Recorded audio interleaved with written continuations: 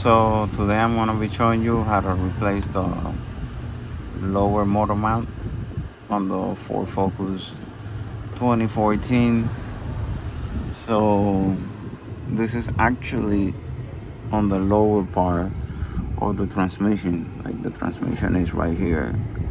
From this point that way is a transmission. So it's not a motor mount, it's a transmission mount. The bottom one, this one right here. So all the screws, they're 15. You have one, two. I believe I had to remove this one to take the whole thing out. So there's 1, 2, 3, and there's 2 on the top. Let me see if I can get it. There's 1 right there on the top. And let me see if I can show you the other one from the other side. This one right here. So there's 5. All of them, they're 15. To do the one right here and right here on the top, that one right, this one right here, I used where are you, because an impact gun will fit there, so I used this thing,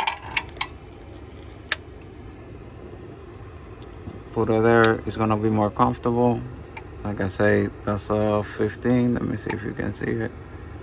That's a 15. This is one of those ratchet ones, so it's more comfortable to go up and down, up and down, up and down. So you remove the 5 screws and the thing should slide out. I was thinking to put, sorry for moving the phone in every direction, but I was thinking to put the jack here, just to create a support, even though that the top transmission mount is there holding to, most likely I will get my jack, place it over here, pump it a little bit just so if it lies down it can, hold it. And that's it, pretty much as simple as that. I'm gonna remove the part and I'll be back after I remove it. If you're gonna do the mounts, I will do all of them at the same time, unless you did the other one a year ago, or months ago. But if you're gonna do one or any of them, I will replace all of them, the 3, the one from the transmission over there, the bottom one over here, and the one that is on top of the engine by the passenger side. The engine is on the front right here. So transmission and engine, for I think everything for me on parts was like $100, 120 for these things. So I will spend the money on that. I have the car on the ramps. I have it on this ramp, and in the other ramp you should have enough clearance to do this. Like everything, safety first. Make sure when you put the car on the ramp, you put the emergency brake, and then if you can, put a wheel stop. I have a wheel stop right there. That way if the emergency brake fails, it gives you enough time to get out or under the car. But if you have the jack, it should hold here in case the engine decides to come down, but the jack will roll back with the wheel. The car, if it rolls back with the jack, it's gonna land on top of you. So safety first, man. Emergency brake in the inside of the cabin. A wheel stop. That wheel stop in Walmart is like $25, I think. And these ramps are actually pretty good. They're Rhino ramps, if I'm not wrong. I bought it on the app from Walmart, so I've been using these. I actually have 4. I use this for my BMW to raise it up and do the transmission, or the flush of the transmission, and they're pretty good. After I did that with the BMW, I actually feel safe. It's a solid ramp, doesn't feel flimsy, so I recommend them. Not that I'm getting paid for this crap, but like I said, there's 5 screws. Remove them. This thing should slide out, and then the same process to put it back in.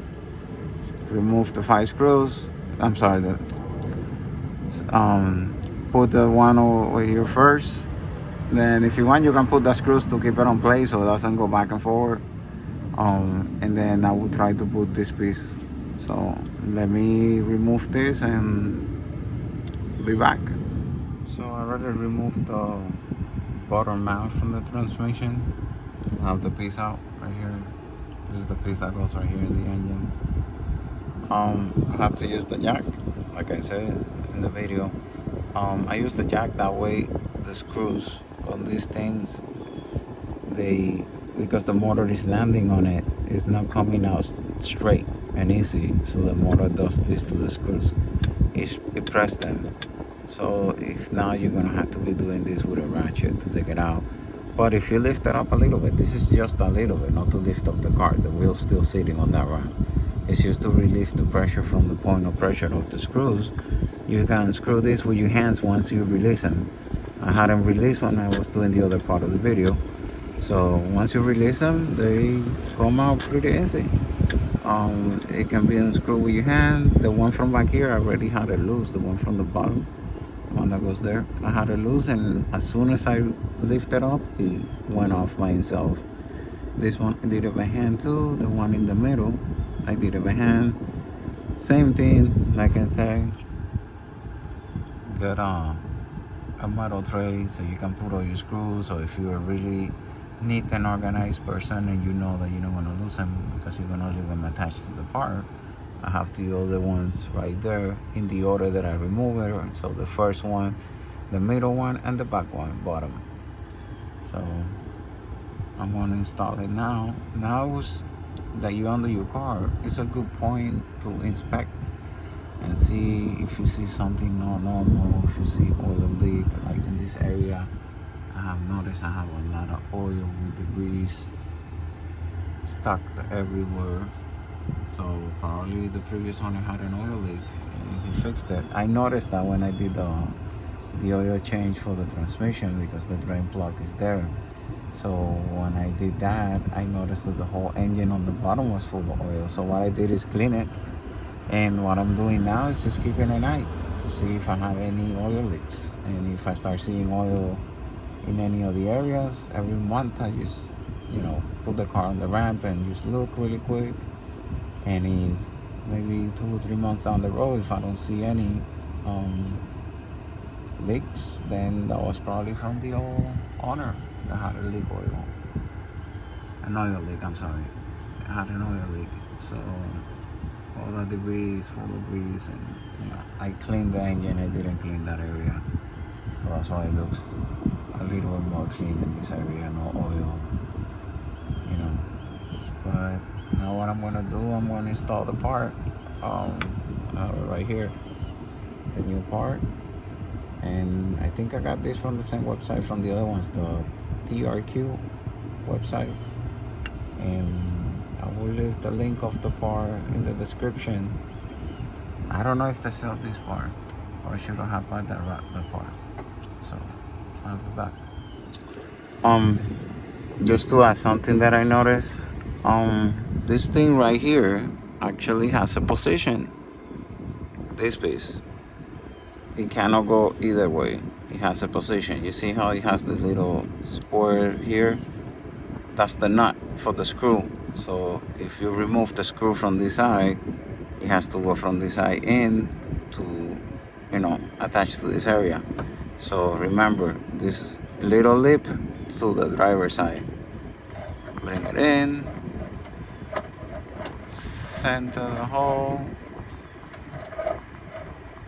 Because remember, this piece goes like this.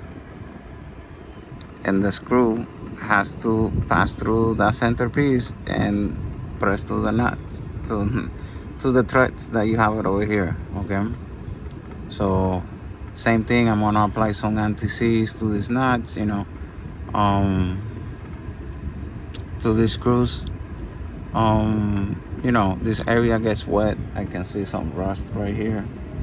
So this area gets wet, there's not engine cover here, so it won't hurt to do some anti-seize just for the future if you have to do something, in case you have to remove the transmission or something like that. You're into that level of removing this transmission to fix it, because they're famous of breaking. Anti-seize won't hurt you. I was gonna clean this out from the oil, but everything looks good. This thing doesn't look cracked. this one either. So let me pull this piece here and I'll be back and continue recording. So I already mounted the mount. I pulled the 5 screws. Remember there's 5. 1, 2, 3. 1 on the back right here. 1 on the top right here. 5. And just make sure to tie them to torque. And them, I don't have the torque specs. If I find them, I would, put them on the description. Everything else looks good. I drove the car yesterday because they're no longer on the ramp. They are on the stands. So I drove the car yesterday just to make sure that everything felt good, and everything felt good. No hard shifting or no vibrations on the car. Actually, the vibration that I had in the car went away when I changed the 3 of them. The one on the top actually looked good. The one on the transmission looked pretty bad, and this one looked good too. But I guess the one giving the issues was the one on the transmission mount over here on the top. But that's it. Everything else is good. I'm just checking for any oil leaks. Nothing. So see you in the next one.